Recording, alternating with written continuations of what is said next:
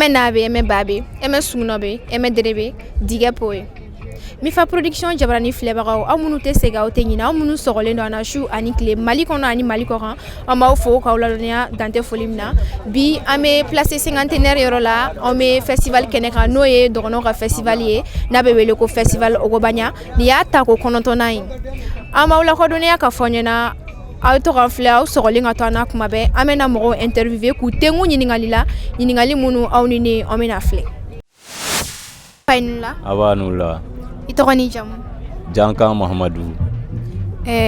Ame feki nyininga yala abe foire jumene kenenga. Ame ogobanyande la. Dogono ga foire. Bon foire depuis la première édition, folie 609e édition ne veut participer à la sango samena. Tiena foire a commencé ma mɔgɔ kun dutelen do ala mais bi alhamdulillah an bɛ ala tanu yɛrɛ de. Dogono yɛrɛ minnu ye ko organiser bagaw ye u bɛ bɔ kosɛbɛ. Et puis u bɛ valeur k'an ka fɛnw na donc o ye anw yɛrɛ bɔkun fanba ye quoi parce que n'i bɛna n'i ka fɛn ye mɔgɔ fɛ yen n'a ta valoriser dɔrɔn i fari bɛ faga mais n'a tigi bɛna a bɛ valeur k'i ka fɛn na jagoya de i bɛ courage sɔrɔ a mana kɛ cogo o cogo i bɛ ɲani ɲini o la i tɛ tiɲɛni k'a la quoi donc foire in tiɲɛna ça va. E ka fɛn feereta ye jumɛn ye. Bon anw ye artisanakaw ye an bɛ golofɛnw feere. Ani c'est comme n'a fɔ baganw yɛrɛ fɛnw a caman wa misi gerew an b'olu dilan ka kɛ bugulu ni koliyo ye an bɛ golo kɛ koliyo ye an b'a kɛ bugulu ye an bɛ sabaraw ni sagiw feere ani matière wɛrɛw.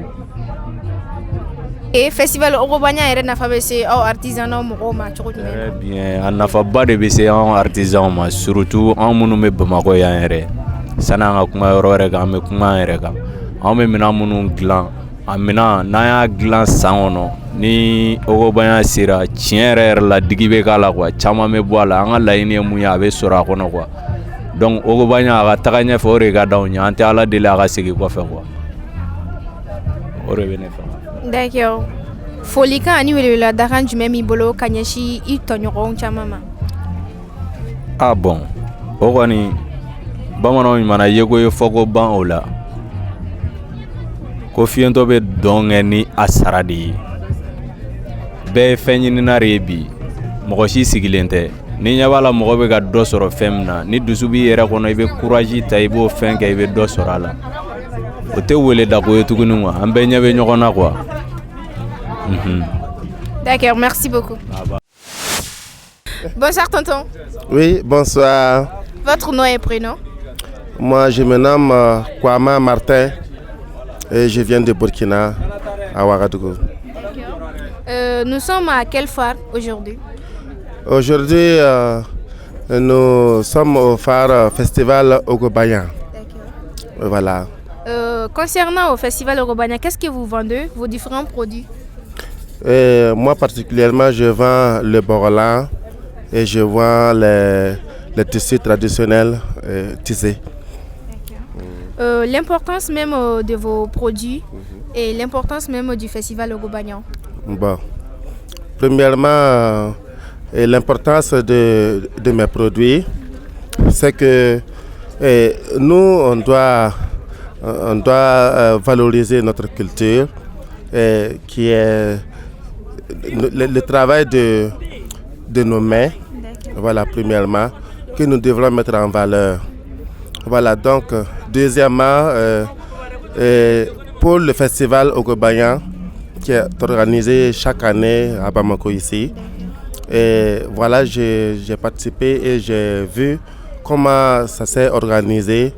Et donc, ils appellent à toutes les personnes à la cohésion sociale et vivre ensemble et rester unis, main dans la main. Voilà, pour construire un monde meilleur. Voilà, et ça va nous permettre aussi d'aller de l'avant. Voilà, et aux générations futures et sauront comment est notre culture. Voilà, donc c'est vraiment une richesse que nous devrons conserver et préserver. Voilà, donc. Quel mot avez-vous pour vos jeunes et vos sœurs entrepreneurs et entrepreneuses qui qui ont vraiment la curiosité de venir au Mali uniquement pour le festival Logobanya?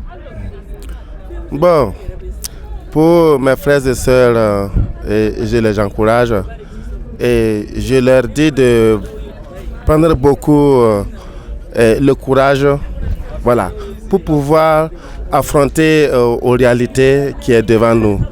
Il ne faut pas baisser les bras, il faut rester toujours concentré voilà, sur tes projets. Et il faut vraiment avoir une vision pour aller de l'avant et pour s'épanouir aussi de manière forte. D'accord, Voilà. merci beaucoup. Merci. Ne Fainoula, Amanula, Toroni Djamou, ne tɔgɔ ye Abdoulaye Sissé, Kabomi. ka bɔ Mopti. Entreprise tɔgɔ ye Farafina Tiɲɛ. D'accord.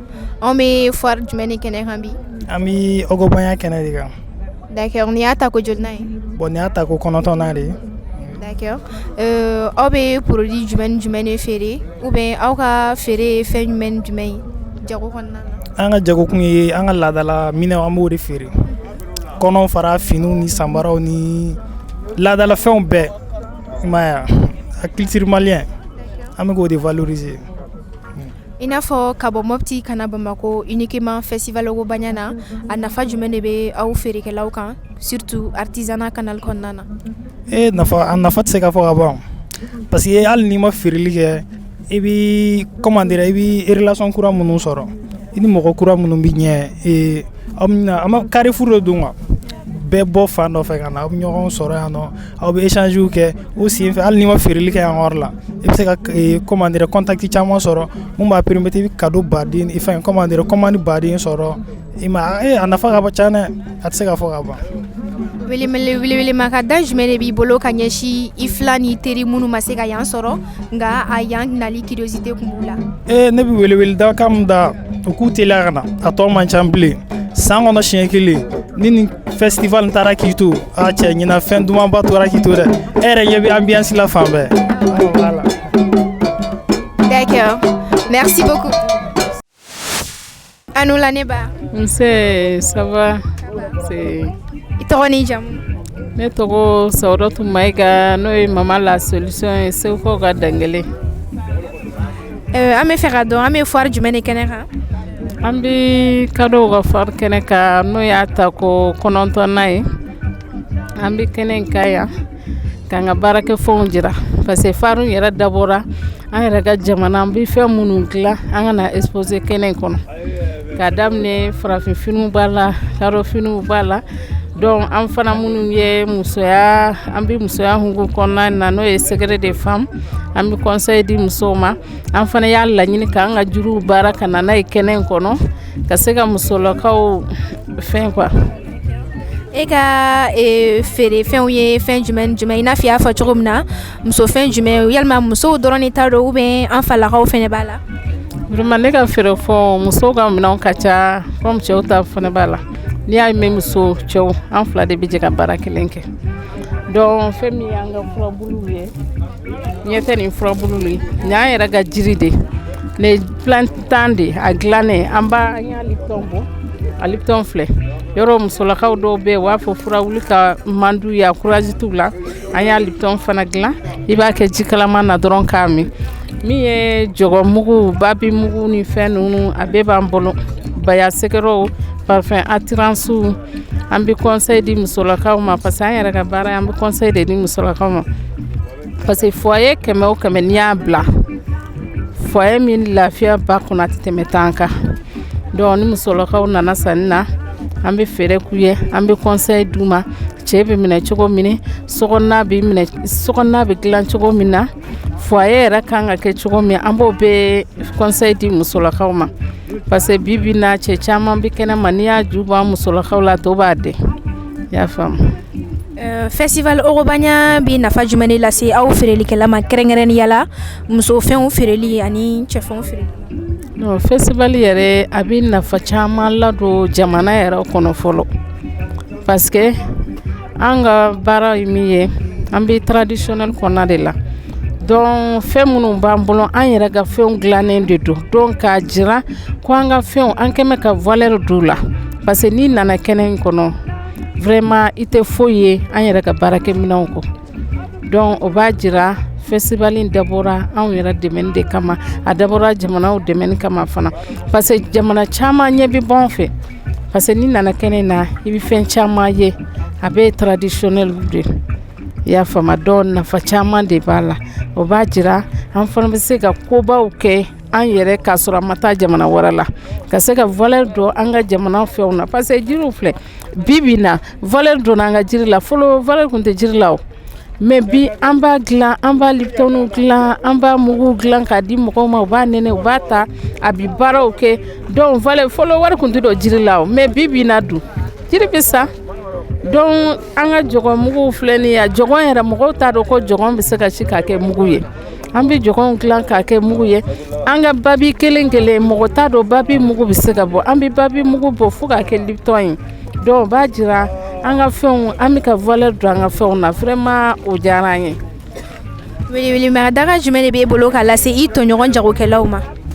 Welemada min bɛ n bolo ka ɲɛsin u ma vraiment comme an yɛrɛ an ka baaraw don donc musow kɔni musoya ye cɛsiri dɔrɔn de don an bɛ baara minnu na an ka jamana dɔrɔn tɛ an bɛ taa jamana caman na an bɛ taa exposition ni fɛn ninnu kɛ donc musow u ka wuli k'u cɛsiri n'i y'a mɛn musow cɛsiri ani timinandiya ni muso cɛsirila n'i bɛ foyer kɔnɔ u bɛ dɔ bɔ mankan dɔ bɔ i ni cɛ cɛ parce que diɲɛ na don o don tonton nana ɲɛ kumunen don i b'a sɔrɔ n'a nana kɔkɔ tɛ so kɔnɔ sukɔrɔ bɛ yen jumɛn yɛrɛ kow ka ca n'i yɛrɛ bɛ se k'a dilan i yɛrɛ ye est ce que cɛ ɲɛ bɛ kun cɛ dɔw bɛ yen n'i y'a ye u bɛ t'u ka du kɔnɔna yɛrɛ f'u ja bɛ tigɛ parce que mun na hali n'a sɔrɔ safinɛ tɛ du kɔnɔ muso tɛ se k'a sa mun de bɛ na n'a ye i tɛ ka se ka dɔ k'i yɛrɛ mais n'i bɛ dɔ k'i yɛrɛ o b'a to foyer bi ja i ni cɛ mankan caman bɛ nɔgɔya donc musolakaw u k'u jija u ka wuli k'u jɔ u k'u cɛ siri an ka baara de b'a nafa.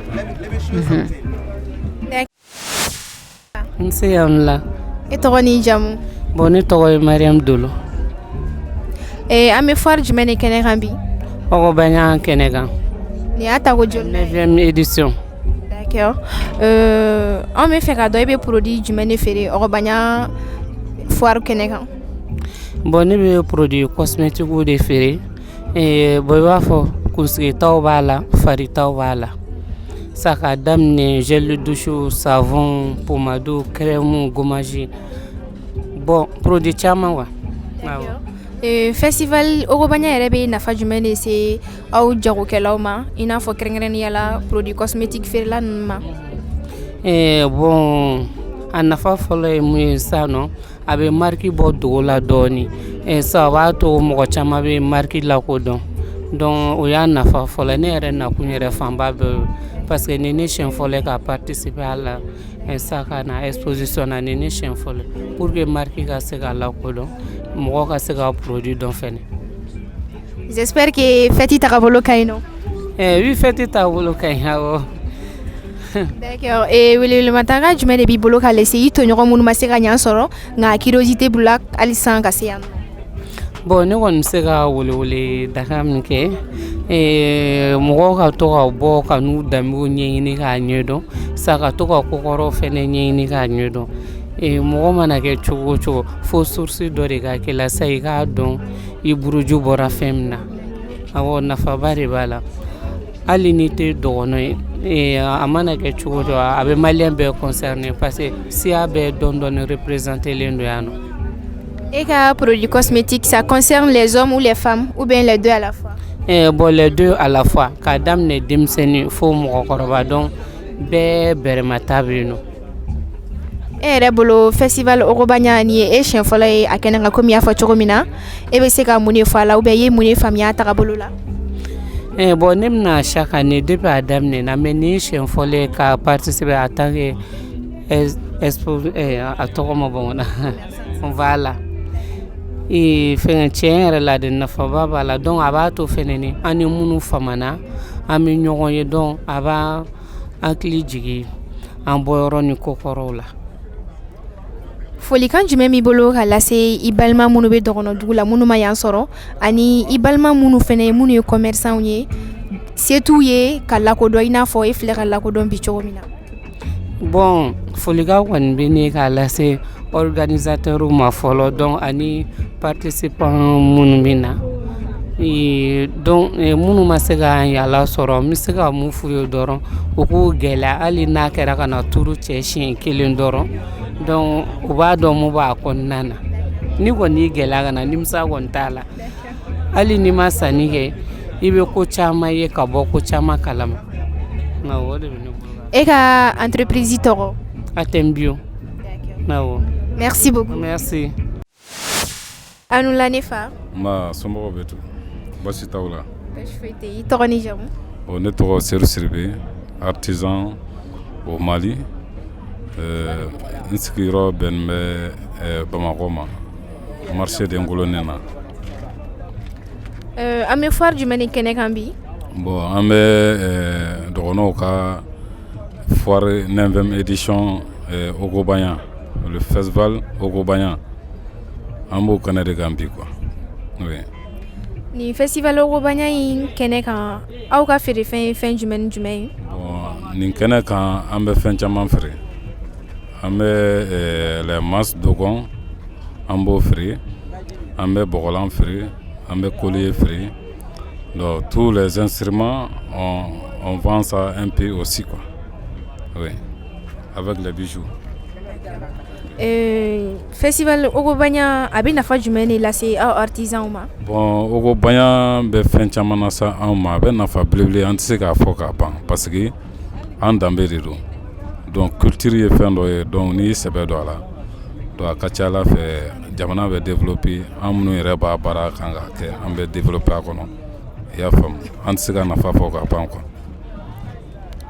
E ka produit minnu e b'a feere n'o ye artisan minɛnw ye, a produit ninnu lakodɔnnen don Mali kɔnɔ ou bien Mali kɔnɔ ani Mali kɔ kan walima Mali kɔnɔna dɔrɔn de don? Bon, an ka produit ninnu filɛ c'est international parce que Mali culture diɲɛ bɛɛ b'a dɔn fɛn min don et puis c'est lancé international quoi. I y'a faamu, voilà. Welewelemada jumɛn de b'e bolo ka lase I tɔɲɔgɔn I dɔgɔ ani kɔrɔ minnu ma se ka yan lasɔrɔ?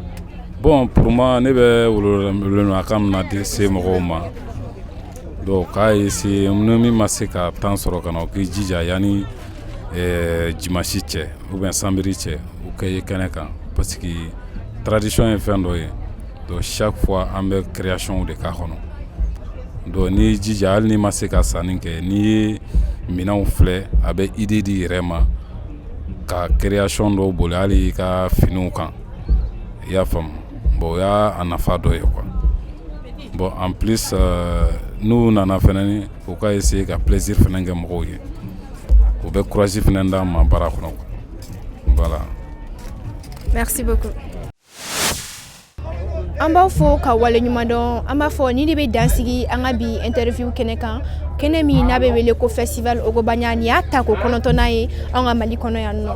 Ayiwa an tɛ sɛgɛn an tɛ ɲinɛ aw minnu sɔgɔlen b'an na, an b'a fɔ aw sɔgɔlen ka to an na, ko kuraw bɛ nalen sen na, an b'a fɔ aw k'an bɛn siɲɛ wɛrɛ.